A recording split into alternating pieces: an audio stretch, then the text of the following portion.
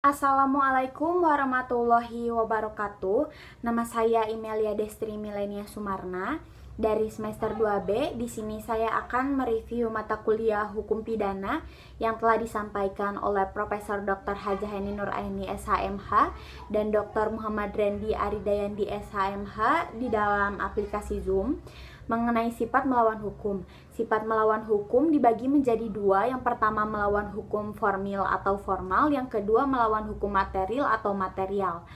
Yang pertama melawan hukum formil atau formal, yaitu perbuatan itu bersifat melawan hukum apabila dirumuskan sebagai TP dalam UU dan diberikan sanksi pidana.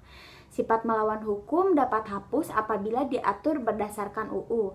Jadi menurut ajaran ini, melawan hukum sama dengan melawan atau bertentangan dengan UU tertulis. Yang kedua adalah melawan hukum material atau material.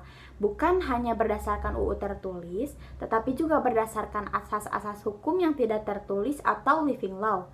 Sifat melawan hukum dapat hapus berdasarkan UU dan aturan atau hukum yang tidak tertulis. Jadi menurut ajaran ini, melawan hukum sama dengan bertentangan dengan UU hukum tertulis dan tidak tertulis atau kebiasaan.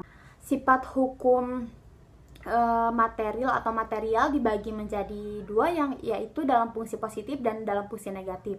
Dalam fungsi positif yaitu menganggap suatu perbuatan tetap sebagai TP walaupun tidak nyata diancam dengan pidana UU. Jadi mengakui adanya hukum tidak tertulis sebagai sumber hukum positif. Dalam hukum negatif, dalam fungsi negatif, mengakui keyakinan adanya hal-hal yang ada di luar UU untuk menghapuskan sifat melawan hukumnya perbuatan yang memenuhi rumusan UU. Jadi dapat saya simpulkan bahwa yang pertama adalah sifat melawan hukum dapat hapus dengan adanya alasan pembenar. Yang kedua, menurut sifat melawan hukum formil, alasan pembenar hanya dapat diambil berdasarkan hukum tertulis. Yang ketiga, menurut sifat melawan hukum material, alasan pembenar dapat diambil dari hukum tidak tertulis. Keempat, ajaran melawan hukum formil sudah tidak dianut lagi sejak tahun 1963. Yang kelima, yang menentukan adanya alasan pembenar di luar UU adalah hakim apabila terjadi pertentangan antara hukum tertulis dan tidak tertulis. Hukum tertulis tersebut harus dipandang adil dan benar oleh seluruh masyarakat umum. Jadi rasa keadilan itu harus bersifat umum.